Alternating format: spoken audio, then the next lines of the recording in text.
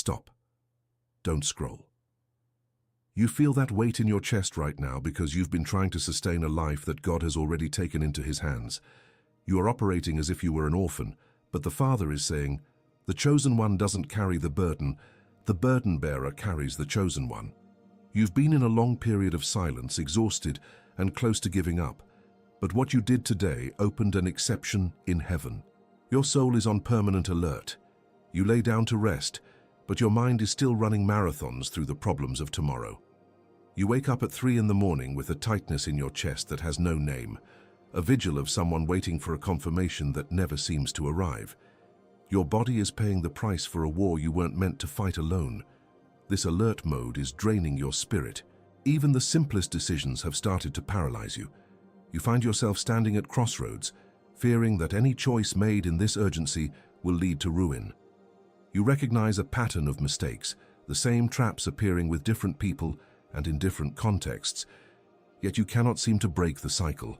It is as if a spirit of worry is blurring your vision, making the path ahead look like a fog you cannot penetrate anymore. The weight you carry is leaking into the very foundation of your home.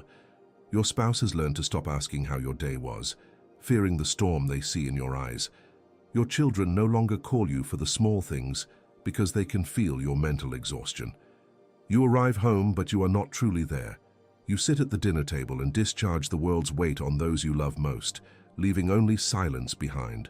I will show you exactly where you have really been in these last few months, in a way that finally makes the silence make sense. You will recognize yourself in the specific details I describe, the specific night, the specific decision, the specific conversation. I will also deliver a specific Hebrew word to you, a word that has been hidden from many, which will dismantle the spirit of anxiety that has robbed you of your peace. This happens inside this video.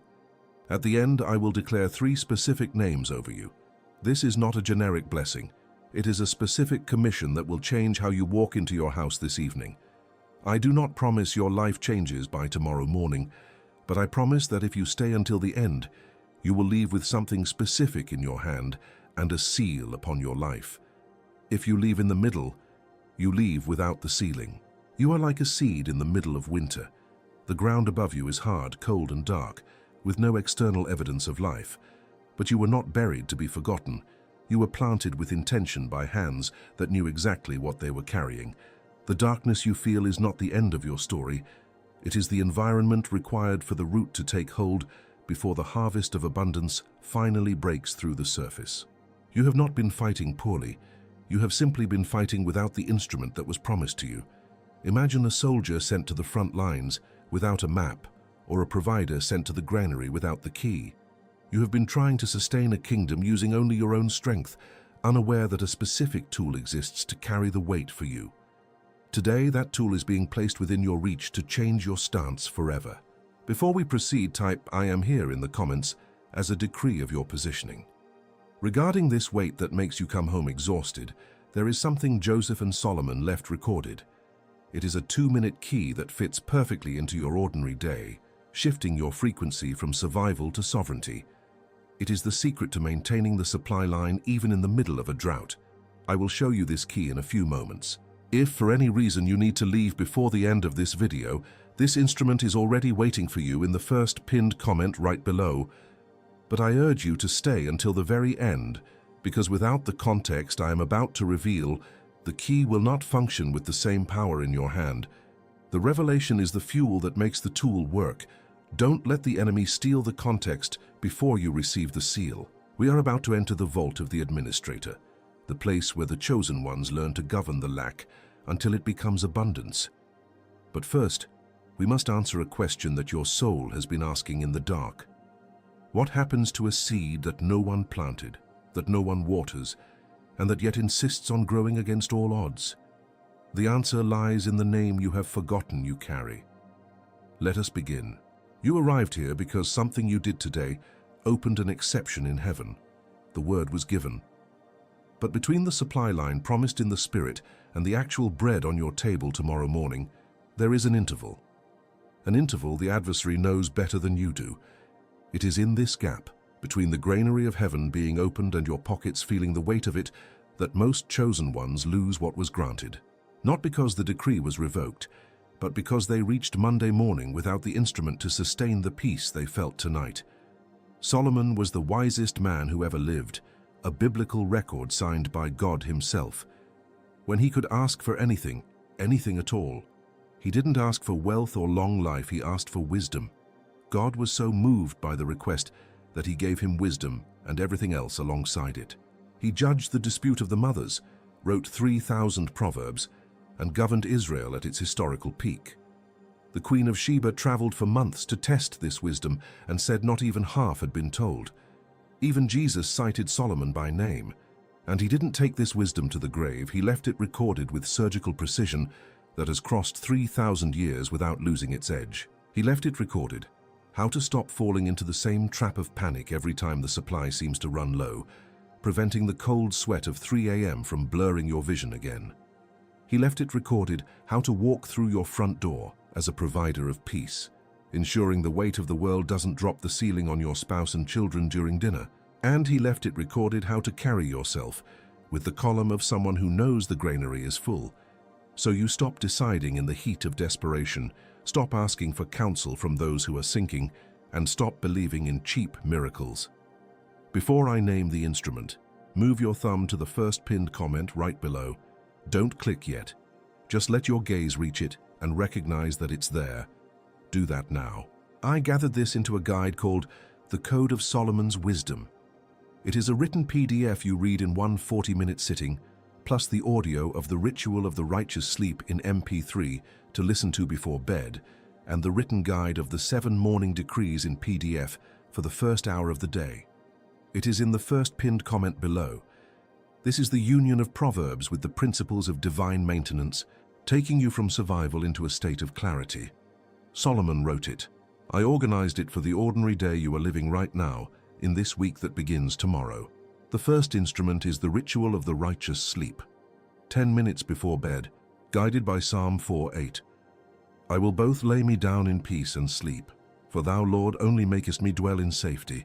It is the act of handing over to him what you carried all day, so your soul stops standing guard over the bank account while the provider works on your behalf.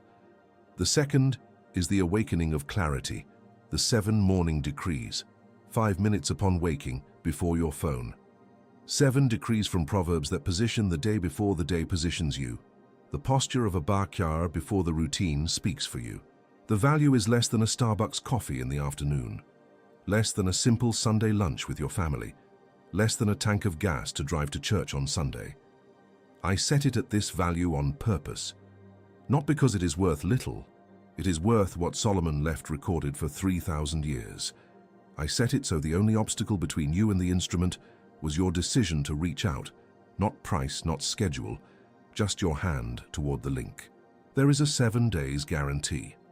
If you use it for a week and it doesn't serve you, you send an email and receive your money back in full. And here is the part no one does. You keep the 2 bonus instruments. The Ritual of the Righteous Sleep stays with you. The Awakening of Clarity, the 7 morning decrees stays with you. Even after the refund, the risk of testing cannot be yours. The risk is ours. The only risk left for you is not testing and losing the decree by Monday morning for lack of an instrument. Several people here on this channel in recent weeks have already received this instrument. Fathers, grandparents, those carrying the house on their backs. I've read messages from those who slept through the night for the first time in months. From a husband who sat down at the dinner table and his wife noticed the difference without needing to ask. From a grandmother who managed to pray with her grandchild without the weight of the day crossing the prayer. It's the right instrument in the right hand. And while they sleep tonight with their soul handed over, your calendar keeps running.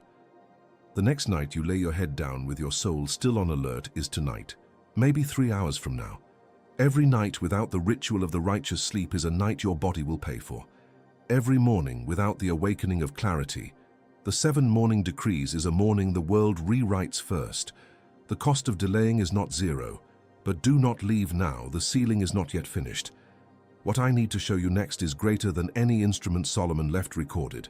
It is the Hebrew name of what is happening to you at this very moment, the name of the exception that was opened in heaven, because of what you did today. And when you hear this name, You will understand why everything up to this point has been preparation for just one word: stay. You are not going through a season of abandonment. You are going through a season of divine inventory. What you have interpreted as a collapse is actually the Father clearing the ground to build a storehouse that can handle what is coming. You feel the friction because you are being moved from the category of those who merely receive into the category of those who govern. Before the Hebrew name is released over you, look at these 5 markers.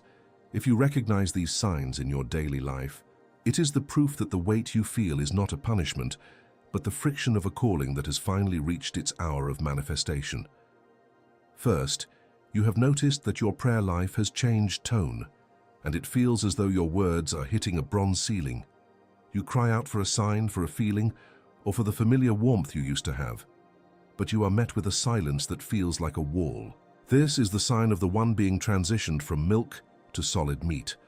The ceiling isn't there to block you. It is there to show you that the supply line is no longer found in your emotions, but in the legal decree of the Father.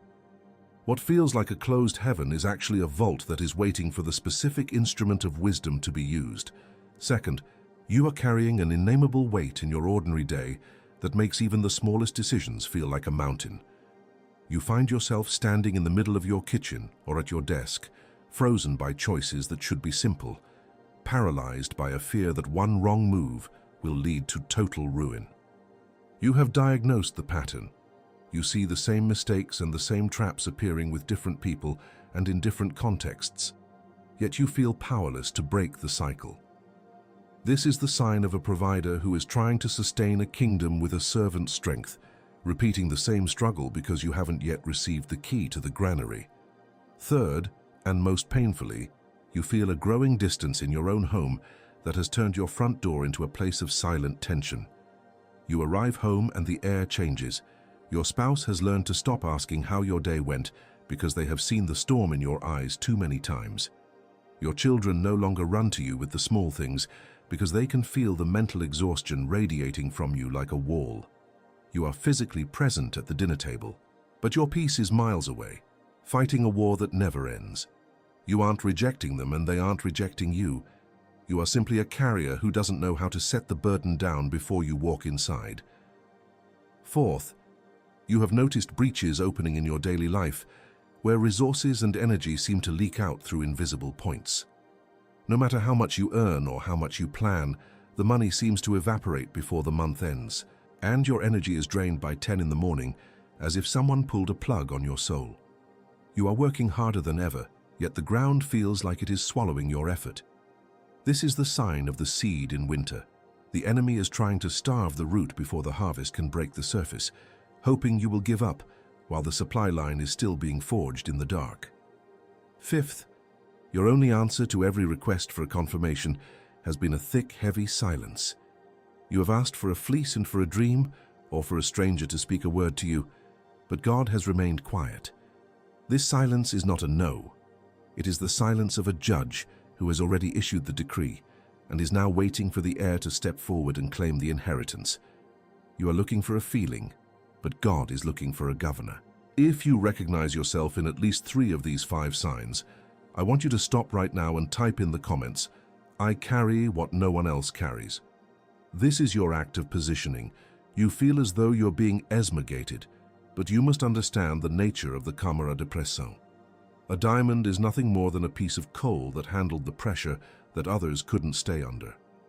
Every weight you have carried this month, every night of cold sweat, and every silent dinner has been a precise application of pressure, meant to turn your character into something that can sustain the wealth of a nation. God is not trying to break you. He is refining the instrument so that when the abundance hits your hand, it doesn't destroy your soul.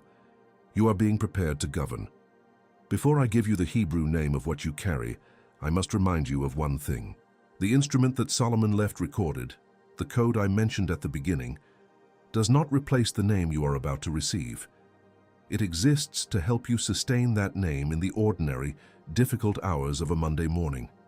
The name gives you the right to the granary. The instrument gives you the wisdom to manage the grain so it never runs out. First comes the revelation of the name, and then comes the tool for the maintenance of your peace. Stay with me, because we are seconds away from the word. There is a specific word in Hebrew that defines exactly the state of your soul right now. It is a word that explains why the silence was necessary and why the pressure had to be this intense. When I say this word, you will never look at your bank account, your frozen decisions, or the silence in your house the same way again. Everything you have suffered up to this point was a setup for this one specific recognition. The vault is about to open. Stay. Close your eyes. Breathe deeply. Place your hand on your chest. Feel the rhythm of your heart, that quiet engine God keeps running even when you are too tired to move.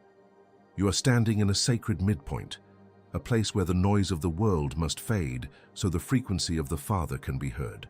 This is not just a moment of reflection, it is a moment of repositioning. The weight you feel in your chest is the friction of a transition you haven't yet named. Do not rush this breath. Stay in this stillness, for the vault of the provider does not open for the hurried, but for those who know how to stand still in the presence of the King. There is a word, a specific sound recorded in the ancient tongue that defines exactly who you are in this season of pressure. That word is Bakir. Many look at this word and see only a shallow shell, translating it simply as chosen or selected, as if you were merely picked from a crowd by chance. But this is a surface-level understanding that misses the weight of the decree. To be Bakar is not just to be picked, it is to be designated for a specific custody. It is the name given to the one who has been examined in the fire of the drought and found capable of holding the keys to the grain. Most people believe that being chosen is a title of comfort, a badge of favor that exempts them from the struggle. They see it as a destination, a place where the work ends. But in the language of the kingdom, Bakr is a functional designation. It is the legal title of the one who has been authorized to access the unbroken supply line. When you feel the weight of your house on your shoulders, it is because you have forgotten that a Bakhir is never meant to be a source. You are a conduit. You were chosen not to carry the burden, but to be the one through whom the Father carries the burden for an entire generation. This name carries the weight of the granary of heaven. It means you are the one God has identified as the anchor in the drought. While the world panics at the sight of an empty bank account or a rising bill, the Bar Kayar recognizes that their maintenance is a matter of divine contract. You are currently under a protocol of divine maintenance. Every need you have, every resource required for your children, and every ounce of peace needed for your spouse is pre-authorized. You have been operating in survival mode because you haven't yet recognized that your identity as Bakir gives you the right to govern the lack until it becomes abundance. This truth is sealed in the scriptures, written as a permanent record of how God treats those he has marked. As it is written in Psalm 105:43, "And he brought forth his people with joy, and his chosen with gladness." Notice that the bringing forth is not a quiet or shameful exit. It is a manifestation of joy and gladness. This is the unbroken supply line in action. Even when the desert was hot and the path was long, he brought his Bakir out with the evidence of his provision. Your current exit from this season of anxiety will not be a crawl. It will be a procession of gladness, because the provider is the one leading the way. Your season of silence, this period where you felt abandoned and invisible, finally has a name before it has an end. It is the season of the Bakir in the winter. Just as a seed is planted in the cold ground, hidden from the eyes of men, you have been hidden so that your root could reach the unbroken supply line. God did not forget you in the dark. He was busy forging the internal frequency you need to manage what is coming. The silence was the sound of the vault being reinforced. You do not need to wait for the breakthrough to find your peace. You can anchor yourself in the name you now carry. This name is the code that opens the sealed file of your identity. It is the recognition that you are not an orphan fighting for bread, but a son or daughter designated for the inheritance. When you walk into your house tonight, you do not walk in as a victim of the economy or a slave to your stress. You walk in as the Bakhir, the designated custodian of the Father's peace. The tightness in your throat when you look at the bills is a lie trying to rewrite the decree. The decree says you are sustained. The decree says the granary is open.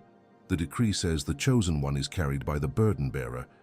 Now that you know the name of what you carry, I need to show you that someone carried this exact weight before you. Long before you felt this pressure, there was a man who stood in the middle of a global drought, holding the keys to the survival of his family and the nations. He was a Bey Khir who learned to govern the lack until the world came to his feet for bread. His name was Joseph, and what happened to him when he finally accepted his role as the administrator of abundance will change everything for you. I haven't told you the most important part yet. I promised to come back to this, and that moment is now. You feel like you are in a pit, forgotten by those you helped and ignored by the heaven you serve. You look at the story of Joseph not as a hero in a distant book, but as a mirror of your own frustration. He sat in the dark of a prison for years, not for a crime he committed, but for an integrity he refused to break. You have been sitting in the silence of your own prison, the prison of unpaid bills, the prison of a cold marriage, and the prison of a calling that seems to have no exit. But the silence wasn't the end. It was the isolation of the vault where God was preparing the administrator. When the moment finally came for Joseph to stand before the throne, he didn't just offer a prayer, he offered an instrument. He didn't tell Pharaoh to simply have faith that the hunger would pass. He used a surgical, practical wisdom to identify the gaps in the nation's supply. He built the granaries before the first blade of grass turned brown. He created a system of divine maintenance that allowed a whole world to survive the drought. He governed the lack until it became abundance, using a protocol of wisdom that you have been trying to live without until tonight. Your preparation has been invisible, hidden behind the tears you wiped away before your children could see them. You've been learning to manage the crumbs, unaware that God was testing your hand to see if it could hold the keys to the warehouse. Joseph's years of managing a prison were the rehearsal for managing an empire. Your years of stretching every dollar and protecting your peace in a storm are the rehearsal for the governance that is about to be released upon your house. The silence is over. The administrator is being called to the throne to provide for the generation. Stop for a moment. Every like on this video is an act of intercession. You are not doing this for me. You are doing it for the person whose algorithm brought them here tonight, someone who is standing on the edge of a cliff, ready to give up because they think the drought is permanent. When you hit that button, you are signaling to heaven that another Khir is waking up. It is a positioning of light in a digital world of darkness. Do it now as an act of faith for your brother and sister who are still in the pit, waiting for the word that you have already received. I declare over you now that you are the keeper of the promise. This is the name of your posture. You are the one whose life is the living evidence that God's word does not return void, even when the ground looks like dust. You have been designated to guard the decree through the long winter of the soul, keeping the fire lit when everyone else's has gone out. You are the custodian of a future that the world cannot yet see, but that the Father has already signed in your spirit. Being the keeper of the promise means you are no longer authorized to speak the language of the drought. You are the guardian of the harvest while it is still under the soil. This identity gives you the authority to silence the voice of lack in your home. You don't look at what is missing, you look at what has been promised, and you stand as the sentry at the gate of your family's future. Your stance alone is what keeps the enemy from entering the perimeter of your peace. I declare over you that you are the bearer of the decree. This is the name of your reception. You carry the legal, spiritual right to access the granaries of heaven in times of drought. You are not a beggar asking for a miracle. You are a son or daughter presenting a signed contract at the window of the provider. You carry the weight of the king's seal upon your spirit, a marking that the angels recognize and that the devourer must respect. As the bearer of the decree, your needs are no longer a matter of if, but a matter of when. This identity authorizes you to walk into rooms you didn't build and sit at tables you didn't set. It means the unbroken supply line is tied to your name, not your paycheck or your bank balance. When you speak, the atmosphere must recognize the seal you carry, and the doors that were locked by your anxiety must now open to your authority as an heir of the kingdom. I declare over you that you are sent before the time. This is the name of your identity. You were not placed in this crisis to be a victim of it, but to be the one who survives it and leads others through to the other side. Like Joseph, you were sent ahead of your family's need to ensure their survival. Your struggle was not a mistake, it was the price of their safety.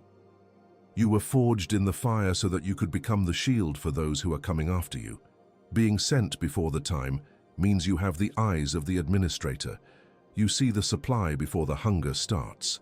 This identity removes the fear of the future because you realize you are already standing in the solution God prepared for the problem you are just now facing.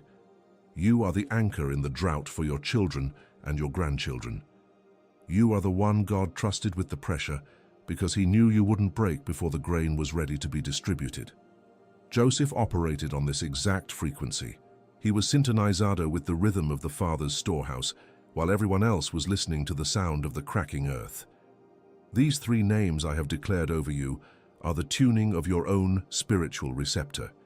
They take you off the frequency of "how will I survive?" and put you on the frequency of "how will I govern?" You are no longer drifting in the sea of worry. You are being locked into the signal of the provider. But there is something the enemy desperately does not want you to know about these three names. He has spent years trying to keep your identity buried under the weight of your bills and your exhaustion for a very specific reason. Because when you finally realize the secret weapon hidden within these three names, he loses the only legal right he has used to keep you in the pit. And that secret is what will change your Monday morning forever. Stay, for the final seal is about to be placed. Now that the light of the Bakir has been turned on within you, the darkness will attempt its most calculated response. The adversary does not fear a person who prays, but he trembles before a person who knows their legal standing in the courts of heaven. You are no longer walking blindly. You have been given the names of your identity and the instruments of your maintenance. Because you are now a threat to the cycle of lack in your lineage, you must understand the specific map of the counterattack that begins tonight. Here is your strategic map. The first tactic the enemy uses to breach your peace is the erosion of comparison. He will bring to your mind those who seem to be flourishing without effort, those whose granaries appear full while yours were being built in the dark. He whispers that your clock is running slow, that you have been left behind in the calendar of the Father, and that your season of winter has lasted longer than your strength can handle. He wants you to look at the harvest of others so that you lose the rhythm of your own route. Your first weapon is the decree of unique trajectory. You must silence the voice of comparison by speaking what the provider has said, not what your emotions feel. Declare with authority, "My trajectory is unique, written by the finger of God, and I refuse to compare my hidden winter with the public spring of another." Your maintenance is tied to your specific calling, not to a global average. When you anchor yourself in your own divine timing, you close the door to the anxiety that feeds on the progress of others. You are on time. The second tactic is the erosion of perception, where the adversary attempts to interpret God's silence as rejection. He will fill your house with static noise, small fires of domestic tension, and a barrage of trivial problems designed to drown out the still, small voice of the Spirit. He wants you to believe that because you cannot feel the warmth of the fire, the Father has withdrawn his support. He creates a fog of worry to make you forget that the unbroken supply line is a legal reality, not a temporary emotion. Your second weapon is the altar of remembrance. You must reach back into your history and seize the moment when God was unequivocally real, the moment when the provision arrived just in time, or the peace surpassed your understanding. This memory is not just a comfort, it is legal proof in the tribunal of heaven that the provider has already committed to your maintenance. When the silence feels heavy, you stand at this altar and remind the atmosphere of the Father's track record. The memory of the past victory is the shield for the current battle. The third tactic is the erosion of persistence, the attempt to make you quit exactly 24 hours before the breakthrough. The enemy knows that the weight is heaviest in the final mile, so he concentrates the exhaustion of the last 7 years into the final hour of your vigil. He wants you to drop the keys to the granary just as you reach the lock, convincing you that the drought is permanent and your effort has been in vain. He attacks your stamina because he knows his time to harass you is almost over. Your third weapon is the last-second resistance. This is the act of remaining upright when every muscle in your soul is screaming for you to fall. You do not need to run or perform. You simply need to refuse to leave the threshold of the promise. When the pressure reaches its peak, you plant your feet and declare that you will not be moved from the gates of your inheritance. This resistance is what breaks the enemy's will, for he cannot defeat a Bakir who has decided that the only way out is through. Take a moment now to subscribe to this channel, not as a social gesture, but as a strategic positioning of your spiritual receptor for the days that are coming. By doing this, you are marking this ground as a place where you receive the intelligence of the kingdom. You are signaling that you are part of a remnant that refuses to be governed by the news of the world and chooses instead to be governed by the decrees of the Father. Position yourself now among those who carry the light, so your signal remains strong in the drought. Now that you know exactly what you are dealing with and the weapons you have been authorized to use, there is one final act that must be completed. A strategic map is useless without the breath of the commander to activate it. There is a specific prayer that needs to be made, not a prayer of begging, but a prayer of administrative activation. I will not make this prayer for you. I will lead you through it so that your own voice seals the heavens over your house tonight. Close your eyes. We are going before the throne. Close your eyes now. Place both hands over your chest. Breathe deeply before we continue. Let the air fill your lungs and feel the weight of your hands pressing against your heart, reminding you that you are still here, still standing, even though your strength feels like it has reached its absolute limit. This is the moment of surrender, not to the problem but to the provider. You are standing in the court of heaven, and the static of the world is finally fading. Feel the rhythm of your own life under your palms and recognize that every heartbeat is a decree of your survival. You are not just breathing, you are being sustained by a force that does not depend on your bank account or your energy. Father, we confess the absolute exhaustion of this soul that stands before you now. We confess the body that has lived on permanent alert, where the bed has become a battlefield and the night offers no refuge because the mind is still running marathons through the problems of tomorrow. We confess the paralysis of the will, the moment standing in the middle of the room unable to choose a direction because the spirit of worry has blurred every path.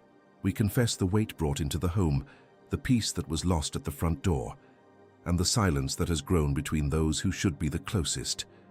We lay down the burden of trying to be the source, acknowledging that we have reached the end of our own granary. We stand now to receive what was signed before the foundations of the world. I receive my identity as the keeper of the promise, the one who refuses to let the drought rewrite the decree. I receive my position as the bearer of the decree, holding the legal right to the supply that never fails. I receive my destiny as the one sent before the time to ensure the survival of my lineage. I am no longer an orphan fighting for bread. I am a Bakir, a chosen administrator of the Father's abundance. I receive the seal of my maintenance. I receive the clarity that was stolen. I receive the authority to walk into my house tonight as a provider of peace, not a carrier of stress. E te vi nas noites em que você olhava para o teto e o aperto chegava antes do primeiro pensamento, quando o silêncio do quarto parecia gritar o nome das dívidas e das faltas que você não sabia como suprir. Eu vi o suor frio e a vigília forçada enquanto o mundo dormia, e você tentava, sozinho, calcular o peso do amanhã em uma balança que não foi feita para as suas mãos. Eu vi o cansaço dos seus olhos refletido no espelho do banheiro, procurando por um sinal que não vinha. Eu estava lá, sustentando o seu fôlego enquanto você pensava que estava prestes a parar. Eu te vi sentado à mesa da cozinha, encarando os papéis e as contas, tomando decisões no desespero porque a clareza não chegou a tempo de evitar o erro. Eu vi quando você escolheu o caminho do medo, impulsionado pela urgência da escassez, e vi o peso que caiu sobre os seus ombros na manhã seguinte, quando você acordou com o arrependimento de um diagnóstico que já conhecia, mas não teve força para interromper. Eu vi cada plano que evaporou e cada porta que pareceu se fechar na sua face, enquanto você buscava apenas uma linha de suprimento para manter os seus de pé. Eu te vi chegando em casa, parando diante da porta e respirando fundo, mas falhando em deixar o mundo do lado de fora. Eu vi você descarregando o peso que o mundo colocou em cima de você sobre aqueles que só queriam o seu abraço, e eu vi a sua família aprender a não perguntar mais como foi o seu dia. Eu vi o seu cônjuge recuar em silêncio, e seus filhos sentirem a sua tensão como um muro intransponível. Eu vi a dor de estar presente fisicamente, mas com a alma em guerra, faminto por uma paz que você não conseguia encontrar, nem mesmo no seu próprio lar. Agora levante a cabeça, Bacahair. O que você chamou de abandono, eu chamei de preparo. O que você chamou de escassez, eu chamei de inventário. O tempo de tentar sustentar a própria vida acabou, pois eu assumi a manutenção do meu instrumento. Você não é mais o escravo da sua ansiedade. Você é o administrador da minha providência. De hoje em diante, você não caminha mais sob o peso do mundo, mas sob a sombra do meu celeiro. O que foi selado no espírito agora se manifestará no seu dia comum. Saia do estado de sobrevivência e entre no estado de governo. A sua casa sentirá a diferença antes mesmo que você diga a primeira palavra. You are committed, you are commissioned, you are sent, you are committed, you are commissioned, you are sent, you are committed, you are commissioned, you are sent. Don't say amen yet. Stay here. Stay in this weight, in this frequency that has just been adjusted. Feel the atmosphere of your room shifting, the static of the bills and the noise of the future being silenced by the irrevocable word of the Father. The seed that was hidden in the winter of your soul has just broken through the hard ground. The harvest that you thought was lost was only being protected by the intensity of the pressure. The root has reached the unbroken supply line, and the drought no longer has legal power over your peace. The storehouse is open, and your name is on the key. Now you may say, Amen. Don't open your eyes yet. Keep your hands on your chest. The seal is fresh, and it's exactly now that the adversary will try his first attack. What was sealed here right now will be tested on the first Monday morning, when the alarm rings, when the routine returns, when the voice of the cycle tries to reread what happened today as a passing Sunday night emotion. He who was commissioned without an instrument walks into the open field without what Solomon left recorded exactly for this moment. The exception was opened in heaven. Now it needs to survive the ordinary day. The code of Solomon's wisdom is in the first pinned comment, right below, not as a substitute for what you received in this message, but as a companion to defend what was sealed, because a decree without an instrument rots on the first Monday morning, and the adversary counts on Monday. He counts on you reaching the granary without the key that was promised to you. It is less than a Starbucks coffee, less than a Saturday afternoon snack, with a 7 days guarantee and the 2 bonus instruments that stay with you even if it doesn't serve you. The ritual of the righteous sleep and the awakening of clarity stay in your hands. The risk is ours, the hand is yours. Click now while the decree is still alive in your chest. Not tomorrow, not after your shower, not after talking to someone, because he who leaves it for later leaves it for never, and the adversary counts on later. That voice whispering right now, you'll see later. Decide tomorrow. Now is not the time. That voice is not yours. That voice is the voice of the one who lost today in the court of heaven and is trying to recover ground on your Monday morning. He has already counted on later in every other message you received and delayed. He counts on later now too.